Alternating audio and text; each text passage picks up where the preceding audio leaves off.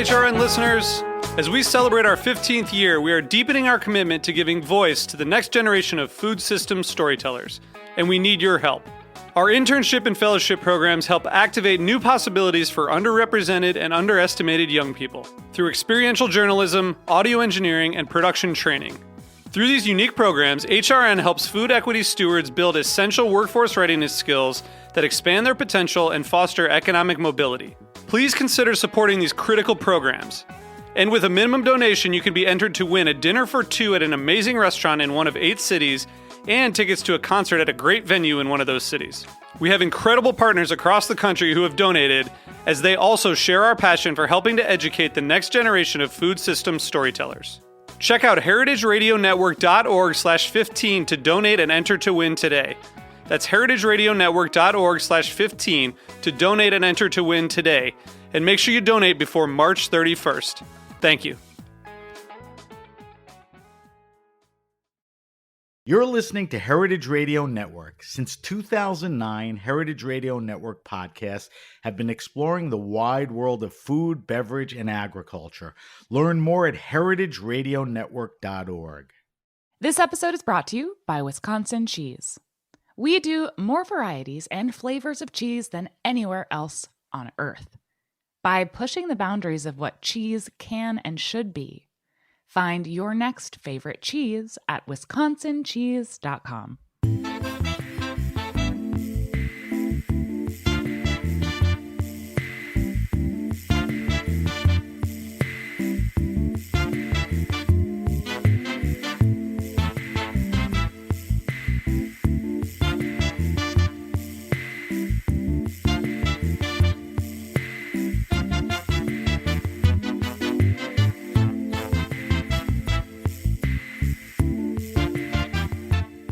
Welcome to the Grape Nation, your weekly wine journey. Our guest is Tira Johnson.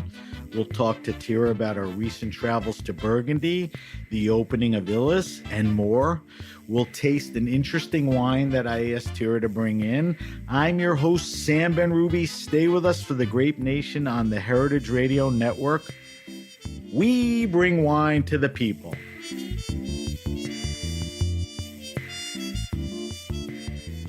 Tira Johnson migrated east about a decade ago to work in wine and hospitality at some of New York's best, including Beauty and Essex, Crown Shy, Terroir, and Crown Club at Barclays, to name a few. Along the way, she received her sommelier certification. Tira is now the wine director at Ilis from Mads Refslund. I hope I got that right. A co-founder of Noma in Copenhagen. Ilis's much anticipated opening in Brooklyn is truly one of the most fascinating and unique dining experiences today. Tira's love for wine is only superseded by her true love for dogs. Welcome to the Grape Nation, Tira. Thank you. All right, so people can get a better handle of who's sitting across from me. I want you to sort of spend a little time and tell me about your journey in life and wine that got you currently to Ilis. And a couple things I'm curious about. And when you tell me this timeline is where the wine thing, like when did you connect to wine? When did you give a crap about wine? And maybe who influenced you?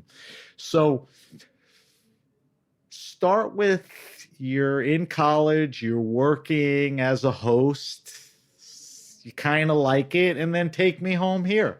Yeah. I would actually say my first exposure to wine was growing up as a kid. My grandparents lived in Windsor in Sonoma. So we would visit once, twice a month, and my parents and my grandparents would always go to wineries. So I would always play out in the vineyards or hang out with my brother. Wow. So cool culture. I knew what Chardonnay was when I was 8. But it wasn't until I moved to San Francisco in the city and was going to fashion school, and I was hosting at restaurants there. Just to make a living. And Yeah. So I was working at Bacar, and I remember I attended a champagne class. That was my first wine class ever. Through Bacar? Yeah, Bacar. It was in Soma, and I was 18, and I was tasting these wines, and I just found it really fascinating. I later moved on and became a maitre d' at Nopa.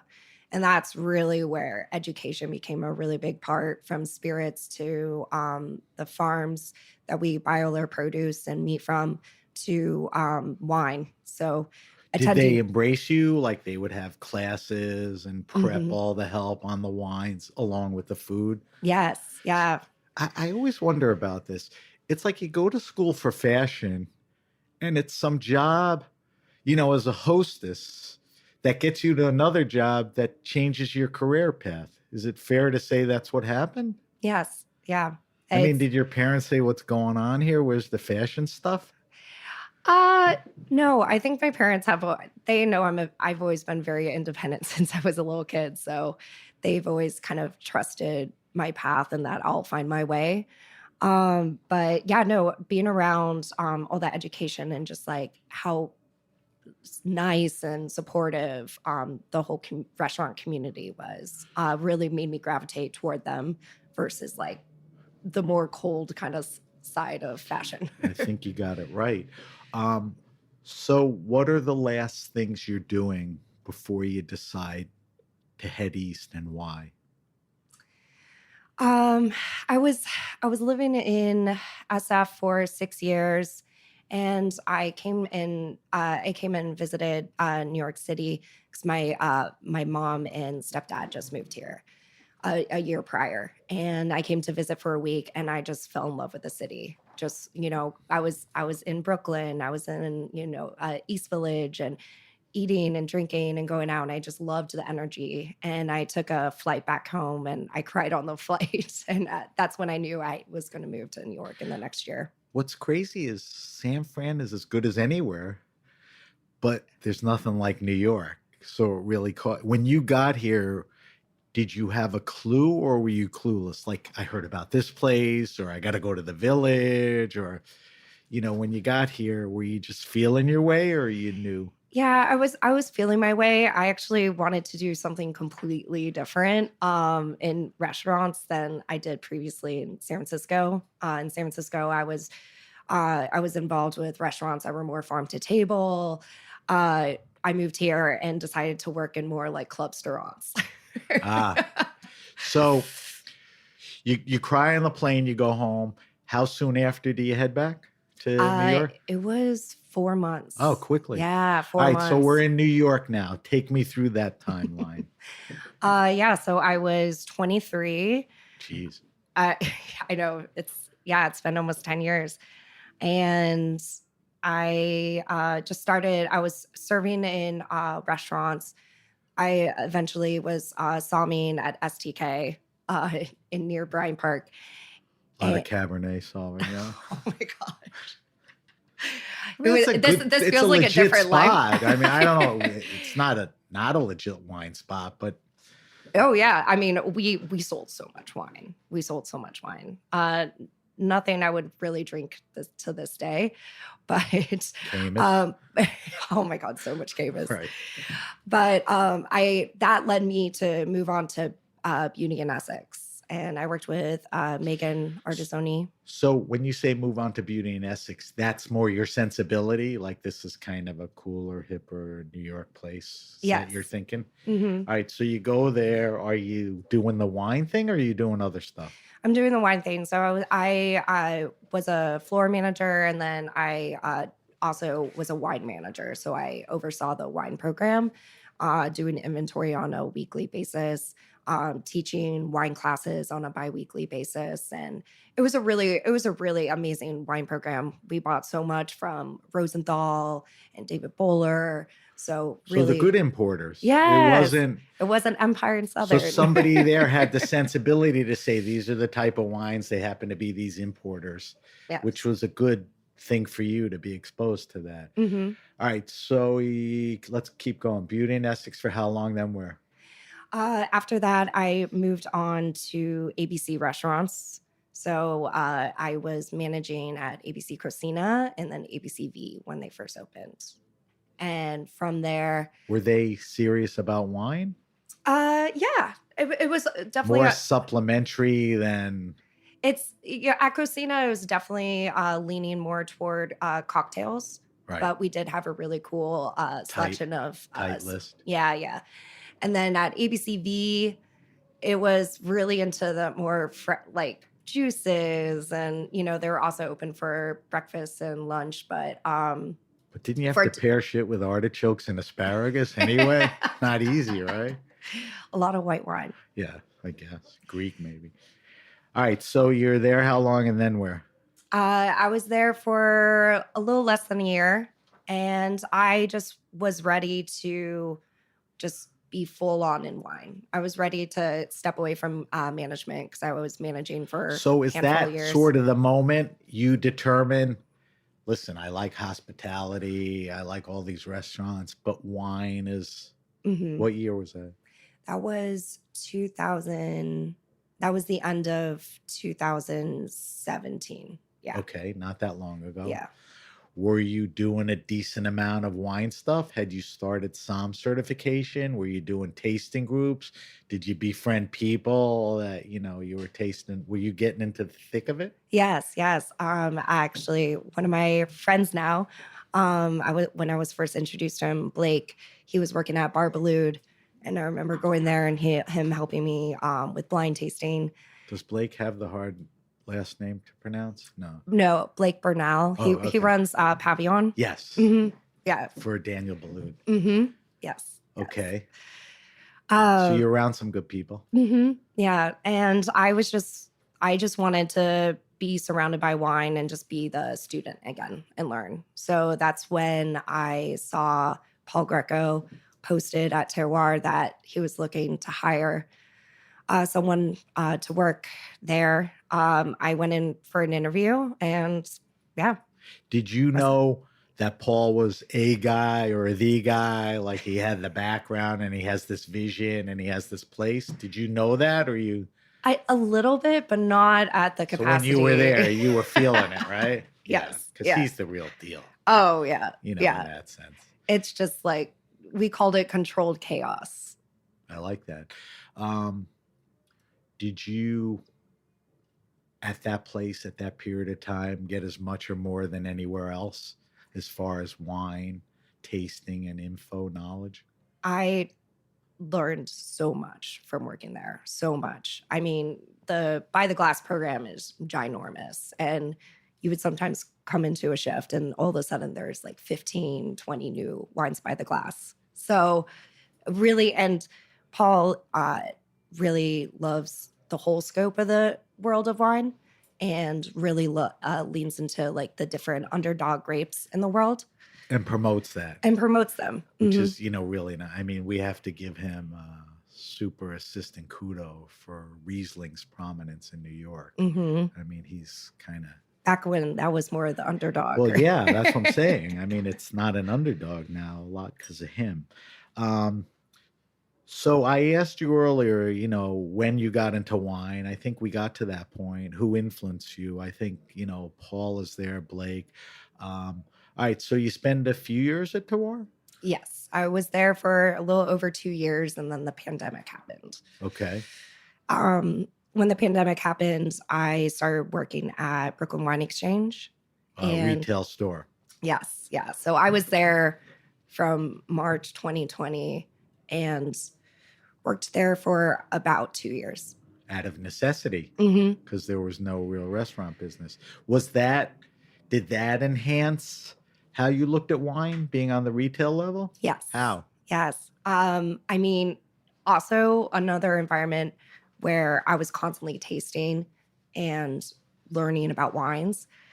Tim, who was the wine buyer there, he really took me under his wing, and he really taught me a lot about Burgundy too. Like he would open up so many different bottles of Burgundy, would taste it together. We used to nerd out about Riesling, and we eventually like grew the champagne program larger, and he also was the one who handed me the sake program and being the sake. What's Tim's buyer last there. name? Do you remember? No. Not Sullivan. No. Wait, he's gonna kill me now. All right, you'll pop that in. But Tim sounds like definitely one of the guys along the travels that was a good influence, mini mentor, and all that, right? Mhm. Were you drinking all kinds of Burgundy or kind of newer age Burgundy then? I would probably say a little bit more new age. Okay. He loved Fourier, so we used to open up a I lot of want that to, and a little bees. later in the show, not that much later, I want to talk about that. All right. So, pandemic forces you, you're resourceful, take a job in retail. Pandemic kind of dies down. I'm guessing you're not the person that wants to stay anchored in retail. Keep going. Yeah, I got the bug to, or yeah, to want to go back to restaurants. I was kind of teetering and wondering, do I want to go back to restaurants? Do I want to, see something outside of restaurants? And so I picked up, I started working at Crown Shy. So with Kristen Golsajak, and that was in 21. Was Luke gone by then? Yes, he was gone by then. Kind of a maniac. He wouldn't mind that I said that. So that's top of the game. Mm-hmm. I mean, food and wine. Yeah. How long are you there? And, what effect did it have on your thoughts towards wine in your career? I was there for a year. Okay. It was a weird time when I first started because it was right when they started to allow indoor dining again. Right. And we were still like running with a skeleton crew. And then also working through there, things started to normalize a little bit. Then the Omicron hit, and it was just a very still like bumpy year. But it was Kristen did such an amazing job with that list, and the food was amazing, and it was definitely a very nurturing environment.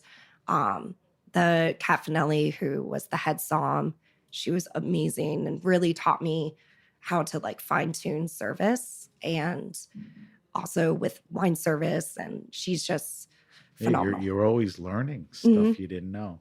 So you leave there when and why? I left. I left because it was I was going through it. I wasn't sure what I really wanted in life. I was as far as hospitality and wine, or where in hospitality and wine? It was some personal stuff too. Okay. I ended a 4-year relationship. Okay, so that's pretty emotional. Yeah, and there was just a lot of stuff Was that person here or somewhere else? Here. Okay. Yeah. And I was looking for something. I was looking for inspiration. I was just ready for like a new chapter in my life. And it was weird. I like the week after my breakup with my ex is when I started talking with Mads and Will about Ilis. All right. So hold that point for a second. Continue talking to Dr. Ben Ruby. Where's the intro, or how do you get to Mads? That's kind of not random, but we're going to talk later how it took so long to get this damn restaurant open. But how do you get to Mads? Then. So I actually had a few different people, friends of mine, that actually recommended me for the job. So they were putting feelers out, trying to look for someone to run the wine program. So there was, I don't know if it's a buzz, but there was word that Mads is coming. He's looking for space, has a space, is going to open up. Who knows how long it would take. But people say they're looking for wine guys, and your friends in the biz recommend you. You take a meeting. How does that go?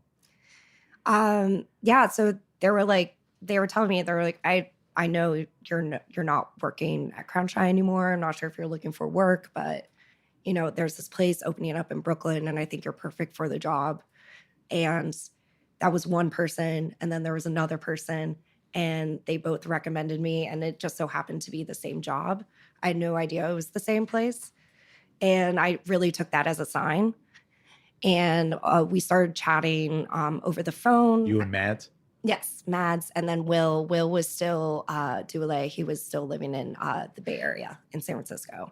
So I was chatting with them. I met up with Mads for coffee, and then they signed me on. Wow. Yeah. So answer this for me. When people said you'd be perfect for the job, why do you think they thought that? Nobody knew. They had an idea of what Mads can do and what he had in his mind. But why do you think they thought that? Because it'll bear itself out later when we talk about Mads Mhm. in the restaurant. Why do you think, it seemed like a fit then? I think because I kind of straddle between two different wine worlds in a way. Explain Uh, what that means. yeah, so I participate in a lot of these big wine events, opening up Burgundies, champagnes. I'm working La Festa del Barolo this Like weekend. La Palais and La Yeah, Festa. exactly, and all the sommeliers Did you that put work. yourself in that world as soon as you could or when you could so that you were around the wines, the makers, and those? Mhm. Yeah. Yeah. Once I had an opportunity, I took it and just said yes to every opportunity. And it really exposed me to a whole other side of wine that you normally only taste and drink when you work at 3 2-star Michelin Right, restaurants. Mhm. right. And I've always worked more in the more fine, but Crown Shy has it. like casual, but fine Right, dining. Yeah. right.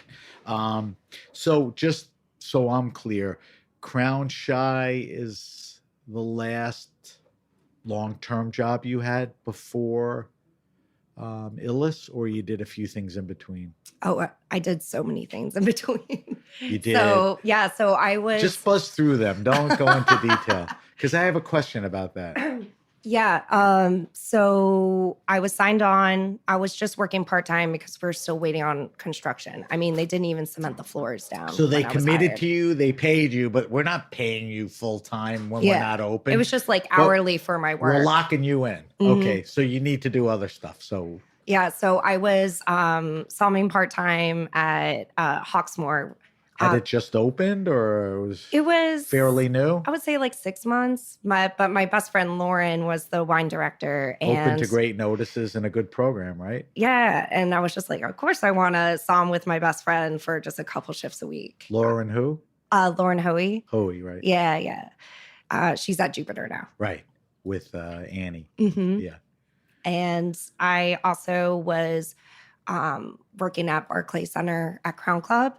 Was Jeff Porter doing that? Yes. Is he the guy that brought you in or? Yeah. Okay. Yeah, he was. So that was kind of a cool program for an arena, right? Just Oh, it's explain great. quickly what it is. The Brooklyn Nets arena has this thing called the Crown Club, and they put together this wine service, right? Mm-hmm. Yeah. So with the Crown Club, it's owned by a major food group.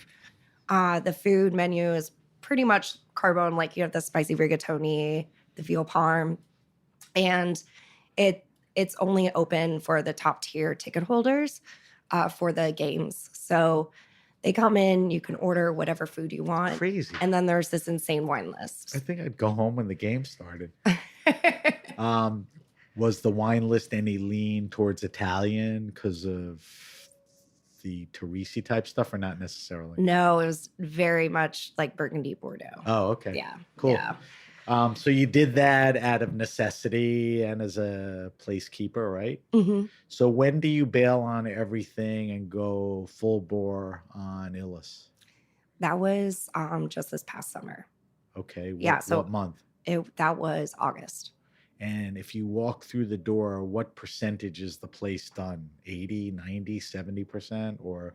I would say around that time it was like 90, Right. 95. They were rushing to get it yeah, done. and or like open. 95. Yeah. All right, so pause for a minute and answer this question for me because now I understand a little of it. But,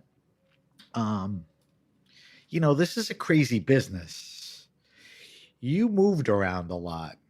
I mean, it's crazy how much you moved around when you think about it. I mean, if you were in the corporate world, they go, "What's wrong with her?" She's had 11 jobs in 4 years or whatever. Mhm. What do you attribute that to? The pandemic, finding your own way? I mean, you bumped a lot, right? Mhm. Do you feel that that's not an issue? It's not, but do you ever worry about? Do people ever say, "Hey, you just had 9 other jobs the last 3 years"? Yeah, I mean, a lot of the jobs I was doing while waiting for Ilis to open was Right. just part-time. You were committed. Something that flexible schedules. And then before that, I was just really trying to figure out what I wanted to do. You know, I was definitely going through a phase where I was trying to figure out, do I want to stick with restaurants? Do I want to go back to management? Do I want to run my own program? Was your 4-year significant other in the business? He was. Okay, Yeah. so that could rub things, Yeah. the wrong way. Yeah. Because for one person, it's psychotic. Then you have 2 people in a room vibrating, and it can get crazy. All right, so you get to Ilis this past summer. We're going to leave it there because we're going to come back to that because there's a lot to talk. But I want to talk to you, but before we take a break, you were just in Burgundy, and I'm aware of why you were there.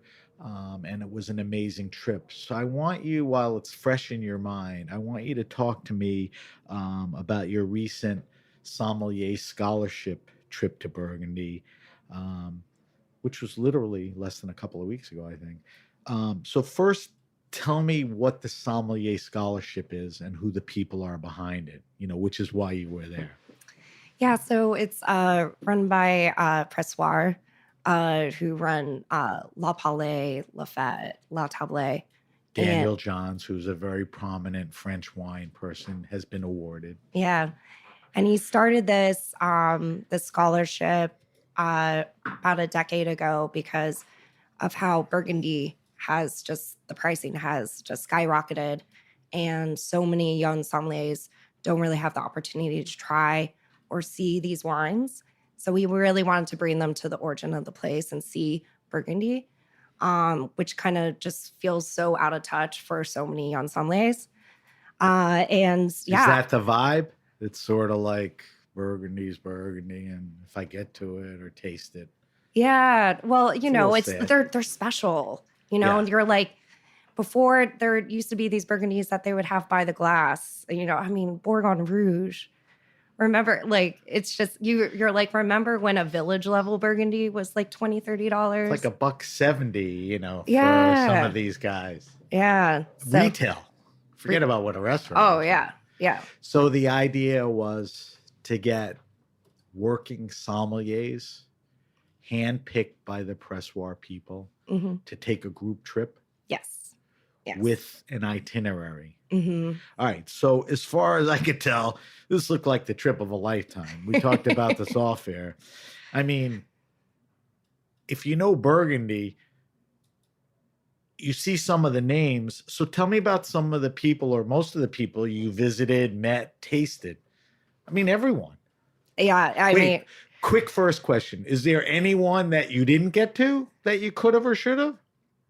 Ooh, there always tough, there always right? is. There always is. But the fact that you have to park. All right. So let's talk about what wowed you. And the nice thing is, in the end, these guys are like farmers, and they're not these slick guys, and they take you out in the field or these kind of cool things. So tell me about some of the people you met.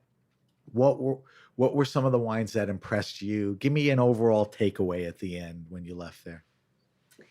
There's just a whole spectrum and different side of Burgundy that, seeing it in person. I got to taste with Bastien Wilbur, who's he's the brother to the winemaker for Wassenhaus. And he's making, he's in Burgundy? He's in Burgundy. I think Wassenhaus makes Pinots too, right? Yeah. He actually does a Spätburgunder too. He does? Yeah, but he's more of a négoce, and then he does have one vineyard that he farms. But it's all these different wines from like Côte de Nuit, and it's just like visiting his like garage kind of like cellar, and like tasting his, I think this is like his 3rd vintage. It was really cool to see that. And then like on the opposite side of the spectrum was like going to tasting with Eric Rousseau out of barrels, So someone who's like very established. Armand Rousseau, there's Gevrey Chambertines and all that. So what I love is that you started with Wolber and not like Romani Conti. So is Eric generationally like a younger guy running the winery now? How old is he? Oh no, he's passed it on to his daughter. Oh, So it's okay. so So Eric is one. Yeah, yeah. yeah. I got it And wrong then. you see, Was she around? yes, she was around. She's a little bit more shy, and Eric, he actually, I just found, well, Raj was so impressed that he actually learned English Really? before he didn't know like any English, and he was able to have a conversation in English. So. All right. So tell me about a couple of other places. Did you do Romani Conti? And Yes. you didn't do La Show, did you? No, Yeah. did not do I Le don't know if he Bar, sees Le people. Show. Right. But did Moonrasia Borg. I thought that was phenomenal. I really love those wines, and Yeah. the two sisters behind it are Very just, cool. Yeah. Cool story. When you were you in a lot of the cellars? Yes. Were you tasting 3, 4, 5, 6 different wines, vintages, all of that? Yeah. So I was tasting out of barrel at most of the estates, and it was the 22 vintage. What's the word on the 22 vintage that you know? I love it. Yeah. So you love it, which I love that you love it. Yeah. But And who the gives a producer. crap about the critics? But how is this vintage going to be written about? 22. I think 22 so 21 was a really disastrous vintage Right. where they lost so Early many, on, yeah. Like certain places like Simon B's lost 80%. I know. 22 was such a plentiful vintage. It was just like they got a lot of yields. Quality? It's really quality too. Very fresh. I did hear some talks about like 17 vintage, and So that's exciting that the 22 could be more plentiful mhm, and it's a good which vintage. is what we need. Yeah. All right. So tell me about takeaways from this trip. Like, when you look back, what are your takeaways? And you mentioned Wolver, so that means something, but tell me one or two other wineries that you knew of or weren't aware of that just stuck with you. I mean, I knew of, but going to visit Lafarge, in Volnay, was just so magical. I almost cried when I was in the cellar. Really? Yeah. There's a guy that makes incredible wines where some of them are not so crazy priced, right? Lafarge? Yeah, I mean, they definitely have gone more expensive, but it's but Beaujolais has gotten more expensive. oh yeah, right? and they actually make a Beaujolais or several Beaujolais, and they're very good. But this cellar, it was like, I think it's from the 13th century, and it was just like it felt like you're in a catacomb. It was just covered and black. That's memorable. Yeah, And the wines were great. and the right? wines, like tasting them out of barrel. And Frederic, the dad, who it's now his daughter Clotilde, and is taking over the domain now. But tasting with him, there was just so much soul and passion. And he was so sweet. More is much or more than anywhere. Oh my gosh. And that's what you remember. Yeah. And just seeing that passion, and you can see it like come through the wine, and it just felt like just so personal. And I don't know, I'll always remember That's very cool. that one. The fact that it stuck out that way. We talked about this a little, I think, off air, how, Burgundy has gone through so much change, and your exposure on this trip was amazing. But a lot of these Burgundies are inaccessible because they don't make a lot. They don't get to the public. They either get to collectors or restaurants, and expensive. Mhm. And even for you, you're in the world and you can't get to everything. So a trip like this is awesome. Plus you can order stuff for the restaurant, but I'm sure you can't get everything. Talk to me and tell my listeners, if they want to stay in the Burgundy game, how could they drink it realistically, where they're not spending an arm and a leg, where they're getting some good quality to value? Where should we go for Burgundy? So there's a lot of these outlier, more underdog regions, like Côte Chalonnais and Mâconnais. You will find a lot of really like better priced wines that I can afford. So they're in Burgundy, but they're not in the Côte de Beaune or Côte Noir or whatever. Mhm. Yeah. Okay. And then I would also say go outside of Burgundy. To where? Drink some drink some Spebergunder from Germany. Okay. Have some Garnacha from Sierra de Gredos. Like, Can you help me with something? Is Spebergunder German Pinot Noir? Yes. Okay. I just want to make sure. That's what they call it. Yeah. So let's come back to that for a second.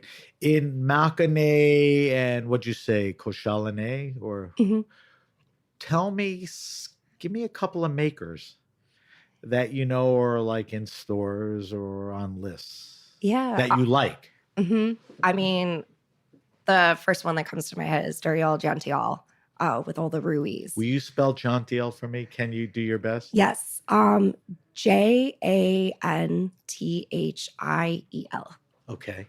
That's somebody to look for. Give me a couple more. There's the Brett brothers. They're doing some really amazing Macron whites. Is it under Brett Brothers or there's a name of the winery? There's Brett Brothers, and then there's Soufondry, I believe is the other label. Is it Brett Brothers because their name is Brett, or it's short for Brettanomyces or whatever? No, not about Botrytis. Okay. All right, myces or whatever you go. I wanted to make sure. All right, so we have a couple of regions in Burgundy. Do you put Beaujolais in there as sort of, or you kind of separate that? I kind of separate it. Okay. It's a different,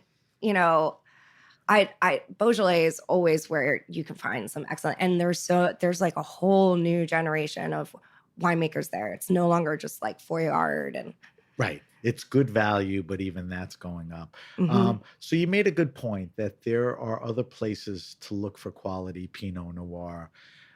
I think the good and bad is, I think the good is that Wassenhaus nails that. I think the bad is it's not that easy to find anymore. Yeah. So give me some other outside Pinots, region makers that comes to mind, like a Wassenhaus. Can you think of anything? There's Zeresen. Spell it. Zieresen. I'll double check it. But where are they? So they're in Baden, and they make Germany. some really amazing Spebergunders, and they actually make a phenomenal Syrah too. So Germany is definitely a spot to go. Anything in Austria come to mind for Pinot? Not like Germany, right? Yeah, I mean that would be more like Blaufränkisch. Right. Mhm. Totally different And grape. Seigelt and stuff. Interesting grape. All right, we're talking to Tira Johnson. Tira is the wine director at Ilis. Ilis is a relatively new restaurant in Greenpoint, Brooklyn. And when we come back, we're going to talk about Ilis and the wine program and what Tira's doing and what Matt's cooking and all that. So you're listening to the Grape Nation on the Heritage Radio Network. We'll be right back. This episode is brought to you by Wisconsin Cheese. Wisconsin, the state of cheese, makes half of the nation's specialty cheese and wins more awards than any other state or country. Our heritage and traditions, master cheesemaker program, and the American propensity for innovation all put Wisconsin on the cutting wedge of cheesemaking. With over 600 varieties of cheese to choose from and 5,500 national and international awards and counting, get ready to turn your refrigerator into a trophy case. Enjoying a Wisconsin cheese is basically like winning a gold medal in culinary achievement. Set your mind at cheese. When you bite into a wedge of Wisconsin Wonderful, you know it is made with the ultimate skill and passion possible. Find your next favorite cheese at wisconsincheese.com. All right, we're back. We're back with my guest, Tira Johnson. Tira is the wine director at Ilis. If you haven't heard of Ilis, look it up. But I think it'll sort of come up at some point, either somebody you know or a review or, whatever, because it's different. All right, so let's talk about the restaurant. And you alluded to something that I want you to talk about more. It took a while to open this restaurant in many ways. I mean, I kind of pegged it back to 17 that Mads Refslund wanted to open a restaurant. And then I think when he got it, the doors didn't open right away. So tell me a little about, what you know about the journey of the restaurant. And you jumped in last summer. Yeah, so this has been a vision, a dream of Matt's for a while. The original space, I think, was supposed to be in Williamsburg, and just, the business side of things. And then the pandemic just kind of ruined that plan. But it was during the pandemic that he was started talking with Will Dooley about opening the place. And Who's Will? So Will Dooley, he's the other co-founder. Okay. Mhm. He has a sound background. He does. Doesn't that excite you that a dude like that with a sound wine background's opening this? He's rooting for the wine. It's great because we have a cellar and space for wine. Okay. So usually that's not the case in restaurants. Do you know, I know we're jumping around, but I'll get us back. Do you know how those two met? Will and Mads? I believe they met, I think like eight or 10 years ago. Will probably went out to experience it, or? Yeah, I'm not sure exactly the story. I just know that they became friends. I think it was through mutual friends and such, and they just kind of stayed in touch.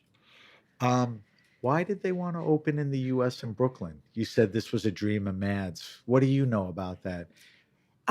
Mads, he lives in Brooklyn, and the original place was going to be in Williamsburg.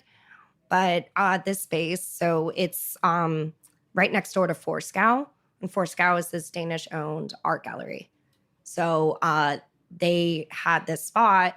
And literally they were like connected? Connected. Or same? Mm-hmm. And they showed him, it was like an abandoned kind of so they kind of reached out and said, dude, you got to look at this. Yeah. And so they saw the space. You're Scandinavian. Come talk to Oh, us. yeah. No, it used to be a rubber factory, but it's a beautiful, like super tall ceilings, exposed brick. And we really tried to keep what it originally looked like. So it's like 4,000 or 5,000 square feet. I actually don't know the square footage. I think it's somewhere between. 4 and 5. It's a large restaurant. Yeah. Maybe somewhere around there. Did Mads move here to settle and open something?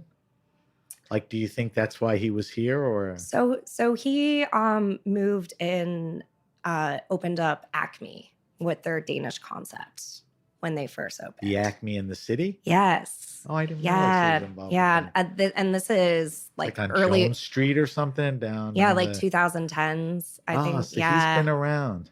Yeah, he's been around for a while.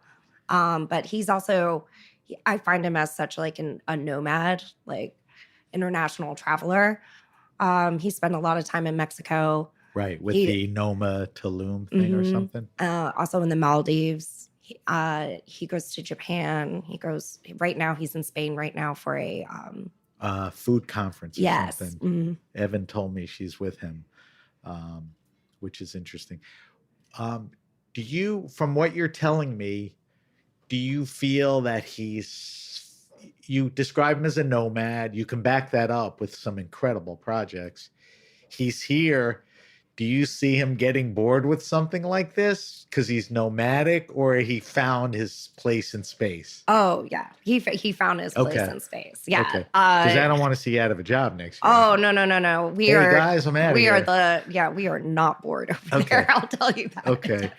All right. So that's Mads, truly one of the most notable chefs and restaurant guys in the world for a lot of reasons. And he also is just so creative and just such a great human being. I really, really love working with him. Nice to hear that. You don't always get that. Yeah. So when you get that whole thing. And just, all right, mm-hmm. Go ahead. Oh, and I was just about to say that, I feel like his creativity, like we all feed off each other, and just like think outside of the box and such. And just having a space like that to create and just to be open-minded and to hear different ideas. And kind of. So you've worked with a lot. I mean, James Kent's a pretty good chef. I mean, this guy, no knock on Kent, but this guy's at some kind of different level. Oh, yeah. Which is good for him. Yeah. It seems like you love it. All right. So I said the restaurant is truly unique. let's talk about the physical part of it. Tell me about the space. Because when we talk about the wine, people are going to be comfortable knowing, oh, this is where, So the space is unique. Tell me a little about how it's set up. Yeah, so you walk in and we have these big draped beige curtains, and you walk into this room and you have no idea where you are. And then you check in, and then they open up the curtain, and then you walk into the bar and lounge area, and you see the whole restaurant. So the whole restaurant is centered around the kitchen. And this is whole Mads's idea of he doesn't want there to be any borders between the kitchen and the diner. Is the kitchen in the center? In the very center. Okay. Yeah, it's huge. It takes up most of the restaurant. Well, that's his call. Yeah. Okay. Yeah, I mean, the kitchen's right there. We only cook over open flame. So we have this really huge hood that also took one of the reasons why. Custom made. Construction, installing it, takes a long time. So it's an open fire cooking restaurant. Mm-hmm.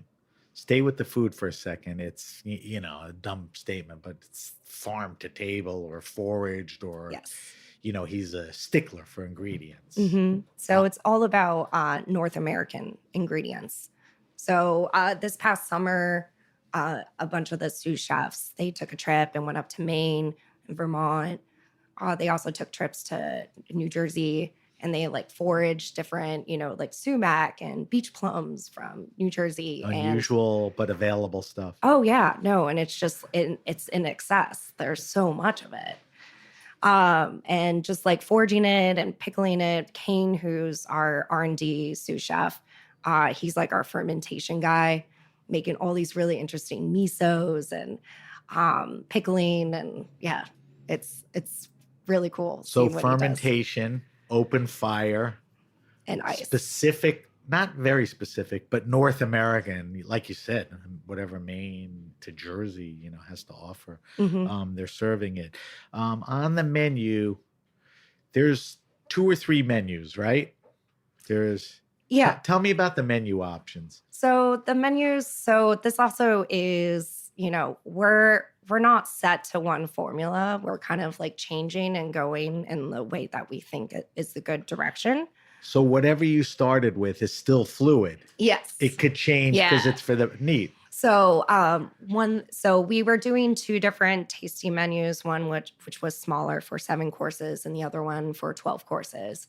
But we wanted to do what Mads's whole vision from the beginning was to treat it like a market.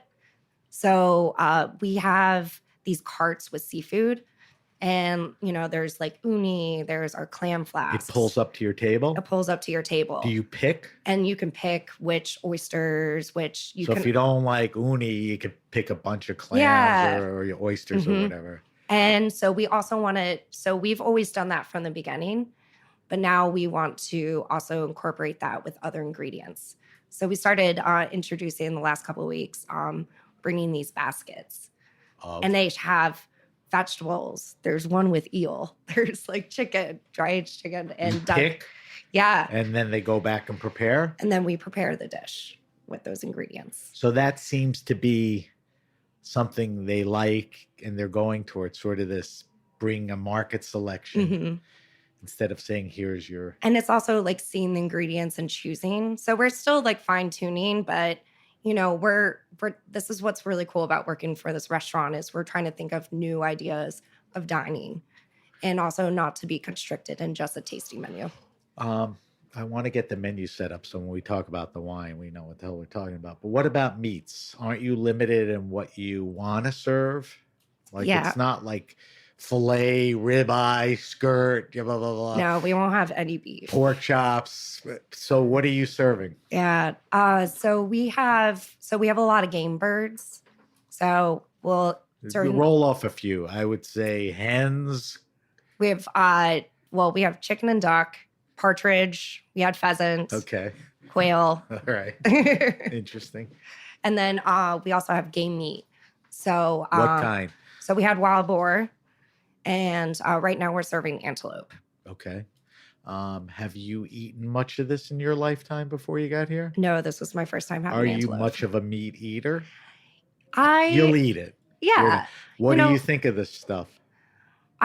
you know what? I think they're great I mean, they're getting the ingredients. best stuff and preparing it the best Oh, way. yeah. Doesn't mean you like it, but No. I mean, I really do. I would just say, I have definitely not started to not eat as much meat as I used to, like okay, 3 or 4 years for ago. for good reasons.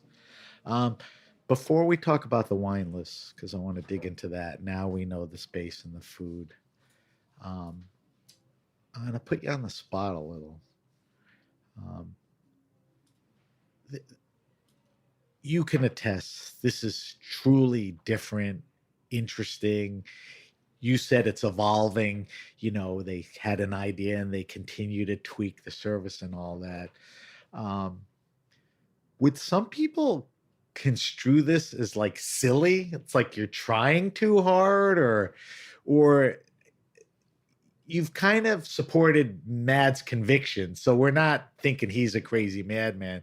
But I mean, are you comfortable with all of this? I mean, does it come across to you as like groundbreaking and different and effective? What would you say to that? I I mean, I am comfortable with it. I actually really love it and thrive from it. I love the freedom to change Right. and to not just work with a system just because it's established, but to kind of change it and tweak it to where it's good for the employees and good for the overall restaurant. Which is a nice thing to say, good for the employees. And they do it well. I think if Yes. they didn't do it well, you'd sit there and go, you know what? I'm not going to lose my job telling you it's silly, but blah. No, I mean, they have a vision and they're pulling it off. One thing you didn't mention is you said there's this massive kitchen on a full service. How many kitchen people are there? So we don't really have. We call ourselves we're one house. We don't have a back of house. That's front of your house. term. You're Yes, one house. One house. And so everyone is a chef, essentially. So we do have designated chefs that are cooking on the line, and then we'll slowly rotate them out onto the floor every couple of weeks. So the cooks are the servers are the cooks. Exactly. There's no dedicated waiter, waitress, wait Mhm. person, whatever. Yes. And that flow works nicely. I do. I mean, at the same time, we are having to like train these chefs Yeah. to like serve I mean, you're tables and stuff, but they're doing such an amazing job. We have 2 chefs right now that are captains, and they just started pouring their own pairings, wine pairings Oh, and wow. such. Yeah. Do these guys give you more insight because they know it? Like, will they stand over you and say, we have antelope and it's from Maine? I mean, because they're involved with it. Are they talking about it? They're not just dropping the plate off, right? Oh, yeah. No, I mean, you sometimes have the chefs that actually cooked it, Right. and bringing it to Very you. cool. Mhm. Very cool. So there's kind of this cool buzz there. All right, let's talk about the wine program. I want to end with that because that's what I want people, to remember, at least remember the most. I want to ask you, I'm kind of putting you on the spot a few times.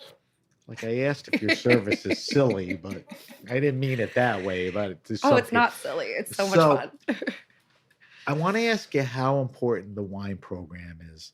And the only reason I'm asking you this question is I remember when the place opened, and when I did a little research, I went back to any review that I looked at or read new that I didn't see. And I'll give you an example. Helen Rosner, who's kind of cool from the New Yorker, gives a really good review. I don't think she mentions wine once. I mean, you go to La Bernardine or, some even Marais, whatever these places, wine's like a big deal. So that's answer that. How important is the wine program? I mean, Will is a sommelier, is one of the partners. And let's talk about the wine program. Is Mhm. it important to them, or is food really the Wine is a big part of the program. Okay. We offer pairings for both menus. We have a large by the glass selection as well as sake by the glass. And our bottle list is around 800 SKUs Wow. and growing. All right. So the pairing, if I do one of the menus you and I talked about, is there a preset pairing or you do it on the fly or both? Both. Okay. Yeah, we have set pairings, but I also have always told the somms, and that if you have a guest, you can customize their pairings. Whatever we have open, pour it for them. If you have someone that's like super into sake, do a whole sake pairing for them. Right. You want to be flexible. Yeah, And if you really. want. Yeah, and sometimes you have someone that wants to drink more classical stuff. So, maybe I'm not going to give you that Oloroso sherry with your barbecue eel. Right. That's an interesting pairing. I would think for you, by the glass is exciting because there's a lot of wines that you could serve that you wouldn't by the bottle, that you could taste. How much by the glass do you have? You break it down by red, white, sparkling. Yeah. So, we started with 6 white, 6 red, 3 sparkling, 2 skin contact. But we've actually decreased it to just 4. By white. feeling it out, you realize. Yeah, because we offer like all our pairing wines that we have, we offer by the glass. Okay. So it ends up being much more than that. And it's really cool because they'll kind of change on a weekly basis. Right. Which is what it should be. Let's talk about this week or last week. Tell me where like the whites are from. What do you have? You have like Italian, Greeks. You said what?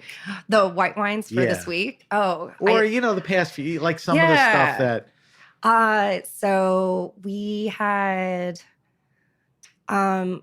This week we're using in a pairing and having this by the glass is Martha Stewman.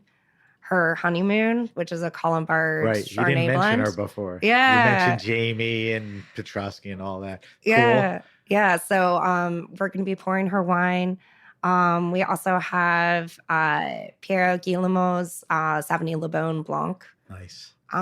Which is cool because there's a little bit of Pinot Barreau in it, as well as a little bit of Chardonnay.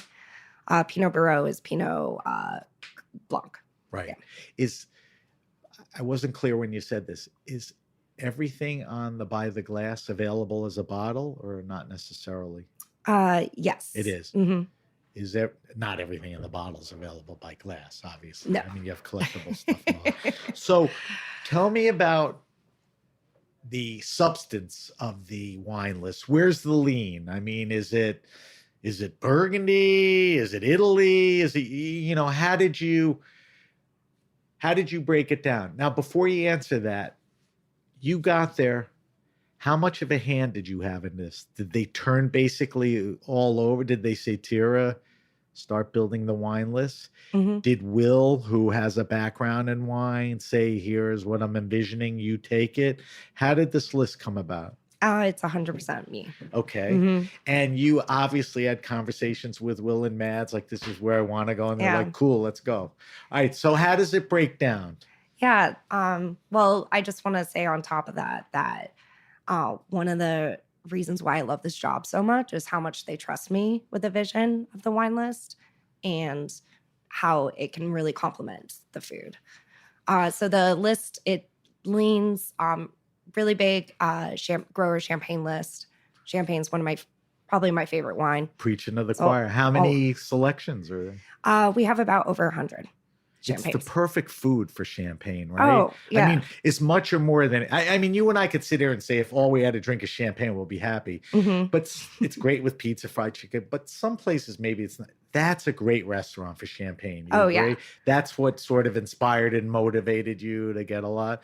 All right. So a lot of champagne. That's French, but we put that in sparkling. And then white wines have an ever-growing Riesling list. Okay. I'm realizing that I can't get enough Riesling. So the Paul Jr. in you. I know. That's all right. Papa Greco, making him proud.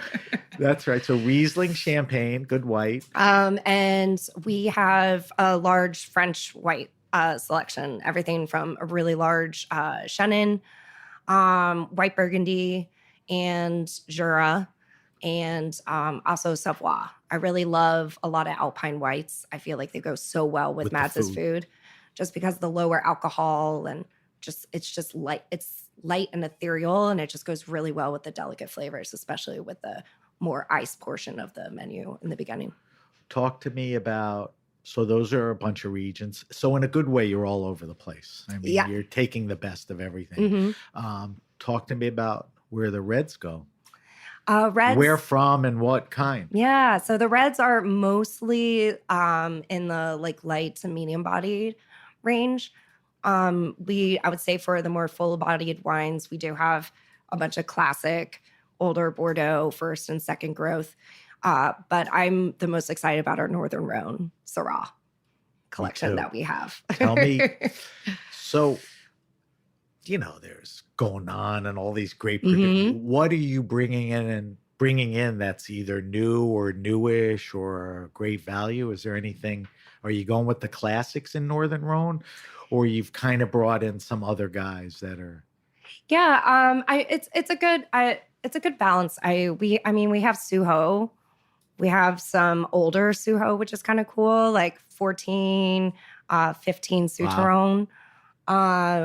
We have Dard and Rebo, and we have back vintage Dard and Rebo that go back to 2010s. Wow. Including the whites, which are phenomenal. Yeah. And then, we do have a little handful of like Allemande and Clap and such, but those are like yeah, the trophy wines and all of that. Mm-hmm. So what you didn't mention is Burgundy. Mm-hmm. After this trip, do you get inspired to bring in some, like, did you have Lafarge on the list much, or now you were so moved it feels good to have it on the list if you put it on? We already had Lafarge on the list, and I have some older Lafarge too, which I'm really happy to have. Like some of the bone reds. Nice. But I want to get more, especially more. Well, I can see why now. I mean, there's such a connection in a good way. And it's definitely a part of the list I want to grow and continue to add more new wave kind of producers that like Bastian Wolber that are in Burgundy. And then also, if I'm able to get the classics, I definitely would love some of those allocations. What's the word I'm looking for? What is, you said you had Skin Contact. Anything out there that's on the list that you and I would think is out there? Like, oh, that's cool. So I have some Japanese wines, which it's coming around. So we have Domain. So you're on top of that. Mm-hmm. Who? So we have Domain Teta. That's for leans natural. They deal with hybrid grapes, so they definitely lean a little bit more fruity, but really just cool wines. They have Vitis vinifera and more hybrid grapes. Then what are some of the hybrid grapes indigenous to that area, or hybrid grapes you and I have heard of? No. So one is called Aki Queen. Okay, so it's some crazy cool stuff. Yeah. Actually, the best names. And then for your more like classic is, I guess classic for Japan is in Hokkaido. So we have like Takehiko. That's the grape? Yeah. No. That's the producer. The producer. And they make Pinot Noir. They also have Zygeldt. They do a Paso to Grand with Zygeldt and Pinot Noir, which is really fun. They also make Chardonnay. There's a little bit of Skin Contact Pinot Gris from Hokkaido. But these are like such beautiful, amazing wines. And you're loving it. Yeah. It's really interesting to see like where people are growing grapes now, and also with climate change. Right. So Dimonti, I chatted with Etienne Dimonti from Burgundy. Mm-hmm. And he actually has vineyards in Hokkaido that he's going to be making wine. So besides figuring out what to do at home, he's trying it. Yeah. Wow. He was showing me pictures of the winery. Did he talk about bringing cuttings back, or we don't know yet? I think he brought cuttings there, and then there. Yeah. I wonder if he comes back. Yeah, and then I think he bought some vineyards that were already planted. So I think a lot of people wouldn't know about Japanese wine unless they were kind of in these circles. I'm curious, unprompted, when somebody comes into the restaurant, I know the good guy says, listen, what should we drink? And you'll give them the best shot. But what have you learned from the customer? What are they drinking? What are they asking for? Did you have to pivot your list a little because people keep asking for or want, or Um, Actually, I didn't have to pivot as much. you It's nailed more it? buying like more plentiful amounts. I was unsure like if everyone was going to be interested in doing white wine just because we are very seafood heavy. But I'm not sure, if we were going to have a bunch of people that wanted more classics like Brunello and stuff. But the thing that So I your love is, instinct to whatever Brunello you brought in, nobody was asking for more, so you got that right. yeah, so I mean, I have your Soldera, for that Brunello Right. bro, but You do have Soldera? yeah. Okay. Here's your Soldera. Shut up. Right? We have it. But Cerbayone or whatever. yeah, but people are so open-minded about, taking a journey with different whites, sparkling, going for the pairings, being introduced to a new wine, trying the LBO from Sierra de Gredos or This was pre-COVID, like Wall Street days, when guys would walk into restaurants and they were like masters of the universe of wine. Like you'd come over and because you were a woman, they'd say, "Where's the sommelier?" And you're like, "I am the sommelier." "Oh, you're," and then they'd say, "Do you have Camus or Latour?"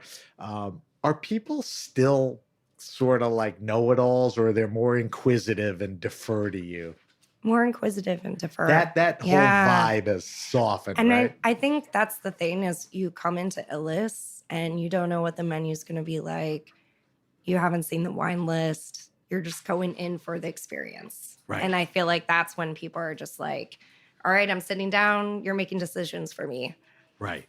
Which is, listen, I think after people sitting here listening to this podcast realize how thoughtful you are and how much goes into it, when you walk into any restaurant, and specifically a restaurant like this that is so unique, you put so much time and effort into it. People really should defer, but they should tell you what they like, so that helps you. Oh, yeah, definitely. All right, so 2 more questions before we get to our wine list, which I forgot to tell you about.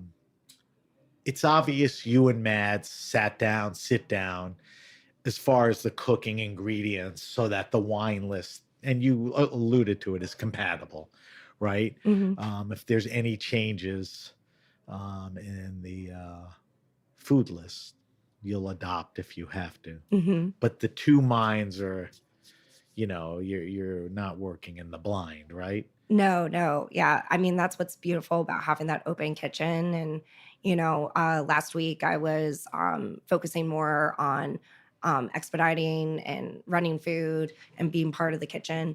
And I was there tasting them R&Ding a couple new dishes and kind of getting some ideas for, wine pairings or, Right. Something that will So be you're super always tasty. spinning. Is Mads a wine drinker? Because I know guys like Eric Repair and Danielle, they'll come out and drink the Burgundy. He loves wine. He loves wine, so he knows what's going on there. Yeah. All right, last thing on wine. We didn't get into it, but where's the thought or execution of what people call natural wine? Like my friend Jorge at Frenchette has a natural wine list only. Yes. What's your sort of take on that? Because these are forage foods, natural, small producers, kind of fits into that. What do you do there? I do represent natural wines on the list, but I also have classical. I want this list to feel inclusive, price point wise, style wise. I want there to be esoteric wines for the adventurous one, and I want there to be classics for the people that, they know what they like to drink. Right. But I mean, we have Christian Sheeta's. We have a whole lineup of his wines. We love Hayu. We have a ton of the different Hayu wines from Nate Oregon. Reddy. Oh my God, they're so much fun. Yeah. Mm-hmm. So you're playing to everyone in a good way. Yes. It's like you don't have to be a natural wine list. It's thought out, probably a fairly sustainable, thought out small, medium producers, except for maybe the Bordeaux guys. Yeah. You know, Yeah. which are big. All right. So that's the wine list at Ilis. You said there were, what, 800 different SKUs? Yes. And growing. That grows, right? Hmm. How many bottles is that? Right now, our capacity is 3,500 On premise or off? on premise. Okay. Yeah. Do And you have we're room working. for more? Yeah. So we have ours. It's cool. You can actually see into the wine cellar when you head to the bathroom. We have these triple pane windows. Oh, neat. And it's a really tall cellar with ladders that you Nice. climb. And I made Wow. a disco ball for it too. You did? That's just- Disco grapes, more All like right. it. All right.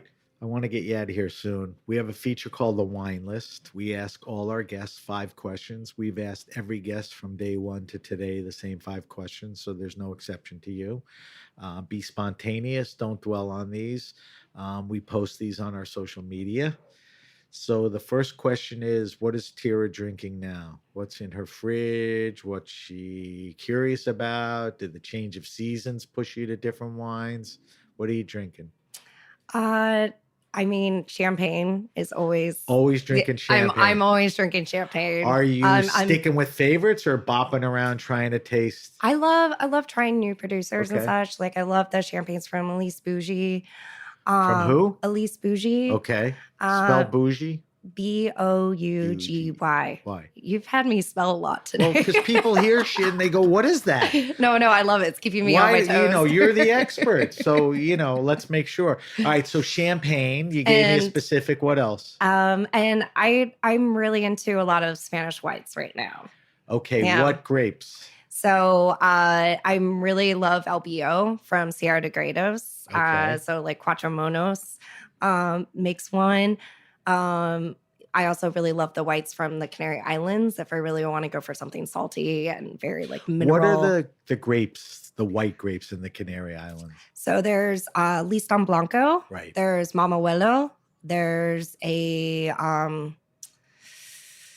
there's an Albio there. There is. So there's a whole bunch. Yeah, no, and they're all indigenous to there. Who's doing a great job? I know Envenate. They've been on the show. They make great wines. Anyone else? I mean, Envenate is great. I really love Victoria. Forgetting her last name. We'll fill in the blanks when we remember. Mhm. Is she a woman? Is that Yes. cool? Victoria Torres. Torres. Yeah. Okay. I think All right. So those are good. That's enough. And I'm sure there's more, but those kind of come top of mind. This is the goofiest question on the list. Your, not what you think is, but your favorite wine and food pairing.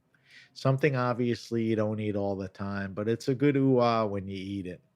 And here we have a Grape Nation rule. Can't say champagne and oysters. Too obvious.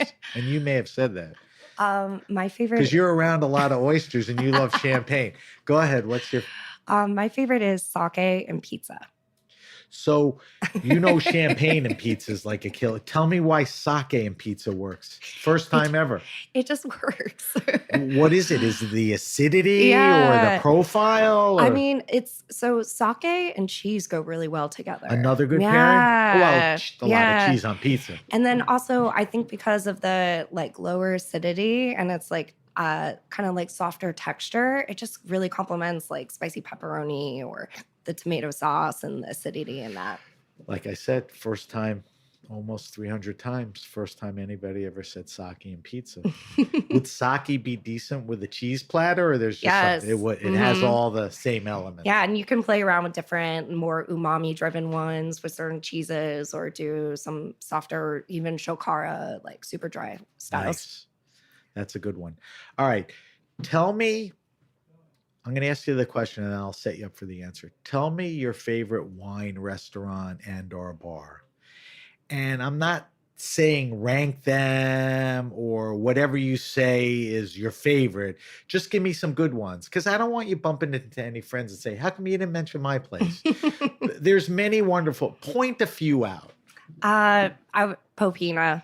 Okay. Popina's. James, Yeah. he's been on the show. I mean, I love it. It's just such a great It's a very soulful list, place. and it's just nice. delicious. I'll And give him a plug. He has Justin Smiley, the chef there, cooking for the month. mhm. So you could get that on Resi. What else?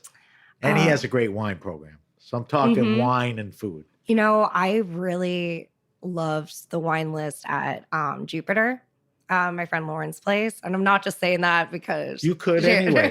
But what's she doing? Like but what? it's just so Jupiter well. leans Italian. But also there's Burgundy and there's champagne, and it's such you find so many gems, and they're so well priced, and it's a very well curated list. So you said three things that are great: well curated, well priced, and there seems like a diversity of some cool stuff. Yeah. What's better than that? Yeah, you just have to go to Rockefeller Center. I worked But there. I worked at NBC. it's For years. cool. Yeah, it's there's like nothing wrong with it's it. like it's like a trip to the city for me. It's I love it. truly what Midtown is. Mhm. That's Midtown. You got one more that you can think of? Four Horsemen. Wine bar. With Yeah. yeah. Yeah. Four Horsemen comes up as much or more than anywhere else. And there's no coincidence why. Yeah. I mean, Nick's Food and Justin and the guy's wine list. It's just a cool place. All right. That's the third question. Fourth question is, what is your favorite all-time wine? And again, when I first started the show, I wanted to find out what's the most expensive, like rare, cool wine that Tira drank. Crown Shy gets them. Paul gets around them. You probably have a few bottles now. I don't care about that. Think back about the wine that had the most influence on you, that was a gateway, that's important, that changed the way you think about it. It could be one, it could be a few. Is there a wine that you could still remember, like, man, this is why I love wine when I had this? Can you think of any? Yes. It is Salvo Foti's I Vignery, Vinu Petra. Oh boy. So Foti, F-O-T-I. Yes. From where in? It's from Mount Etna in Sicily. So it's a Sicilian wine. And Yeah. what type of wine was it? It's grape? So it's Nerello Mascalese. Okay. And it's from I Vignery is the name of the project. And Okay. it's headed by Salvo Foti. And it's Etna Rosso. From Why did you answer that one? Why did that one resonate? That's my like light bulb wine It was. that I had. That's exactly what I want. When was that? I was 21 and So it's been a while. Yeah. Not that you're old, but I was 21 and working at Delfina restaurant in San Francisco. okay. And my wine director, Chris, he opened that, and I just like opened my mind to like terroir and also like volcanic wines. And from there, I just became really obsessed And with you Sicily. still feel strong after being exposed to all this other nonsense. You still feel strongly about Sicilian wines, that winery, that wine. Yeah. Actually, today we're changing into a Vignery at No Rosso for By the Glass at Ilis. Oh, nice. And so I'm going to be tasting the staff on That's that today. why By the Glass gives you, a chance at all, and exposing people to these wines. Yeah. I tell people this all the time. I mean,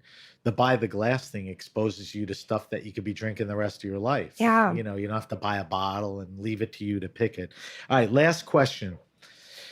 Best wine around 15, 20, 22 bucks retail. You should know, you worked in retail. I need a red. I need a white. You can give me makers. You can give me category. Like Muscadet is a great value for white if you get the right guys and all that.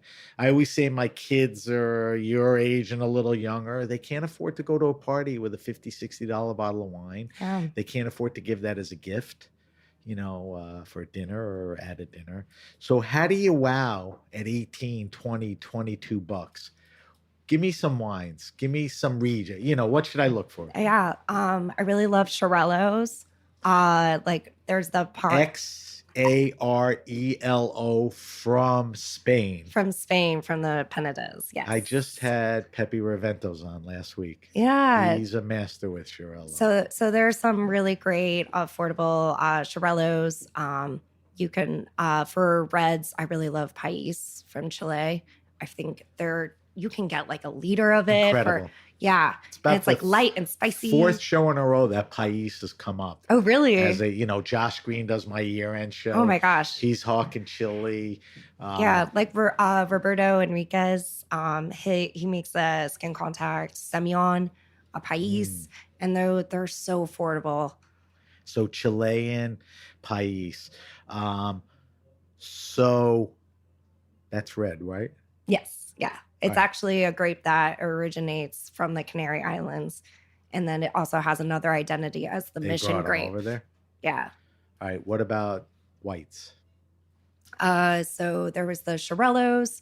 Oh, right. I'm sorry. Yeah. We did Chirello. Yeah. We did from Spain, and we did Pais.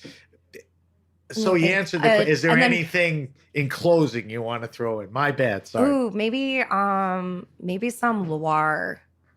What in Loire? Yeah, like I would, if you can find like a Chenin Blanc, or there's other obscure grape varieties like Minot, Pinot.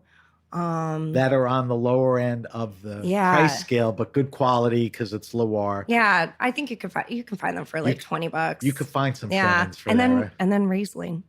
Yes. German Riesling. All right, you nailed that. All right, I mentioned to you earlier, we post your answers on social media. The fun thing about having people on like you is to tap into your expertise. That's why I make you spell stuff. So people can say, Jorello, that sounds cool. They start Googling with a Z. So we try to help them out, all right? All right, before I let you go, we do a feature called the Weekly Wine Sip. It's a perfect segment where if I have a winemaker on, we taste his wine. If we have a som on, I encourage you and I ask you to bring in a wine that kind of represents your vibe, the restaurant's vibe, but make it accessible, meaning it's not some unicorn. Make it reasonable. It's not $90 retail, and bring something cool in. And you did that. You brought a thing called Mikale 2022. Take it from there and talk about this wine. While you're talking about it, I'm pouring us some more. Yay. Yay. Thank you. Yay for us. So this is Javi Rivere's Michelet. So this is a white wine that he does. I was lucky enough to visit him in July when I went to Spain for a wine trip. And he's based in Valencia on the western side. It's very mountainous, rocky, but his passion, he's so young, and his wines are just so elegant. And he uses all these different indigenous grape varieties that his grandfather planted back. Is it a blend? Yeah. So this one's white. So it's a blend. Is it a field blend? Yeah. So it's a field blend from a vineyard that his grandfather planted in 1948.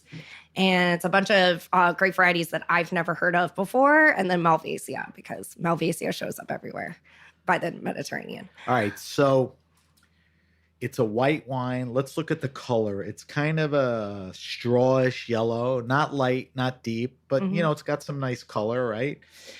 Get your schnozzle in there and tell me what descriptors you get on the nose. I suck at this. You're the expert. It's really like the fruit just comes out, and it's just like really fresh, kind What of fruits? like melon, I would say. It is a fresh nose. Yeah. It's not oxidated or leaning toward, petrol like some old. Like a lot of stone fruit too, like peach. Yes. And it's just, it feels like early summer. All right, let's throw it over the tongue and talk about two things. First, mouthfeel. Pretty medium, leaning away, not negative. Yeah. I mean, it's a full, not cloying or unctuous, but full, right? Yeah. A nice feel. It definitely has a texture to it. And I really texture. Yeah, that's the word. Yeah. I really love textured whites. They're so enjoyable to drink on their own and then also with food. But I feel like this is a really great wine beautiful in the mouth. Yeah. And it really spreads out. So do the palate descriptors replicate the nose descriptors, or do you pick up some new stuff? No. So whenever I taste on the palate, I look for body, acidity, tannin structure, if it's a red, or skin contact. But The acidity's right in the middle. It's yeah, not it's not heavy and it's not void of acidity. Mhm. It's really a good balance of that. It feels like I would recommend this to someone who likes Chenin Blanc or even a lighter style of Chardonnay. So it's Michelet, Micalet. We're drinking the 22, which is what's out there now, the 22.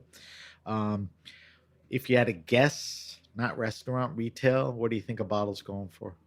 Retail, I would say it's probably around 40 on the Okay. shelf, 30 to 40. So that's Um, not cheap. It's not expensive, but it's a pretty damn elegant wine. I think Yeah. it drinks above its. Oh, definitely. Now let's talk about foods that pair well with this individual wine. Mm-hmm. What would you pick? I would, I would go anything from, like fresh vegetables, roasted vegetables, to even having a chicken. Okay. I feel like it has that texture to it that would really What complement. about a nice roast chicken with vegetables? Oh, absolutely. Okay. If you want a salad, if you want, This would be good with a salad. yeah, this would actually be really good with.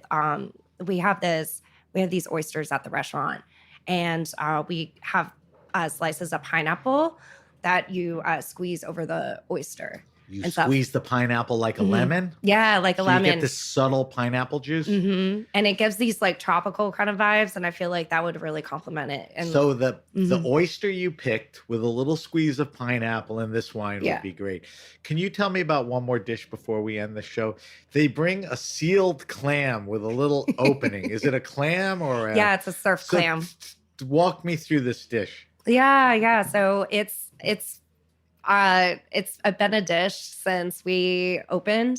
So it's a surf clam. Which is a larger. Yeah, a handful It's clam. huge. Yeah. It's huge. And we actually so we seal it with beeswax. So it doesn't leak. Yeah. So But it's you like leave a sealed little together. opening. But we leave a little opening at the top. And it it's kind of like our riff on like Clamato in a way. So it's like a nice, cooling, refreshing. There's a tomato type Mhm. additive broth. Yeah. And it's just like really cooling and just like refreshing. And And you pick up the You clam. pick up the clam and you sip it like you're drinking out of a flask. And it's lined with sumac at the very top. Is that like a fixture dish there now? Yes. Okay. Yeah. It's a fun dish to start the meal off. All right. That's Tira Johnson. Tira's got a lot of exciting, fun stuff going on in her life. She's working hard. Visit her at Ilis in Greenpoint in New York. Tira, we have to do a quick wrap up. I want to get some info from you, and I just want to tell our people a few things.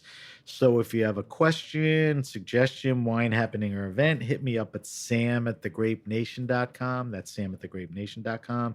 Subscribe to the Grape Nation podcast on Apple Podcasts, Stitcher, Spotify, Google Podcasts, or wherever you get your pods. The reason we ask you to subscribe is Tira will pop up as soon as the podcast is released and ready to go to listen. Leave a review if you like the podcast. We appreciate that. Follow us on Instagram at SBenRuby and on Twitter at BenRuby. I know those are two different handles, but you can find us with the hashtag The Grape Nation on both. As I mentioned, we'll post Tira's wine list, all those cool choices she made for our 5 questions, and I will give you more information on our weekly wine sip. Truly one of the more interesting wines anyone's brought in a while. Not knocking anyone in the past, but this is a very cool wine. I was excited about it. So Tira, tell me 2 things. Where can we find you on social media? If people are like, who's this Tira kid? Where can I follow her? Where do we follow you? And where do we follow Ilis and get more info on that? Yeah. So Ilis, we're on Instagram. It's Ilis NYC. ILIS NYC. NYC. Okay. And then my Instagram is Tira __ Johnson. 2 underscores? Yeah. Oh, I didn't notice that. What if I want to eat at Ilis. How do I get into the process of making a reservation? Is it Resi, Open Table? Resi. So Okay. we have reservations up on Resi.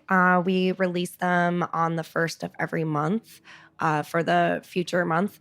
But I would also say our bar and lounge is the way to go. Walk in Walk in. with And it a has third menu from what we talked about. Yeah, so it's a pretty much our menu, but a la carte. So Okay. it's not every dish, but you can order a whole or half chicken. They have several that are our whole raw bar. You can get the surf What clam time drink. does the restaurant open? 5:30.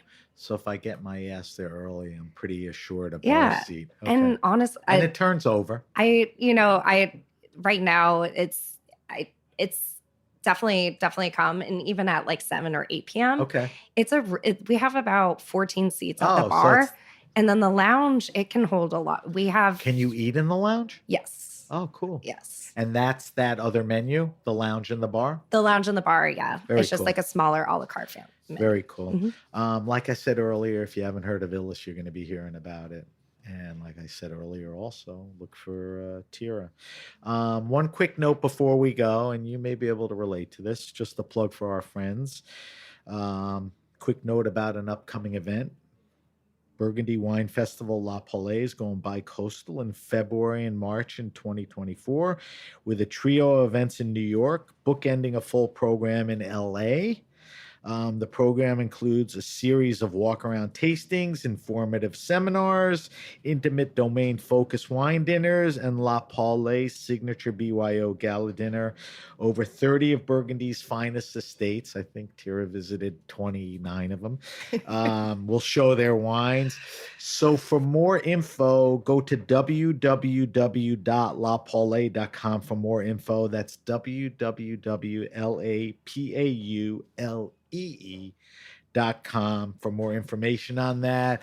I want to thank our guest, Tira Johnson. Thank you for coming in. This is a lot of fun. Great point in your life. Glad to share it with our listeners. So thank you for that. Thank you, as always, to our engineer, Armin, and everyone at the Heritage Radio Network. I'm Sam Ben Ruby, and you've been listening to The Grape Nation. The Grape Nation is powered by Simplecast. Thanks for listening to Heritage Radio Network. Food radio supported by you. Keep in touch at heritageradionetwork.org/subscribe.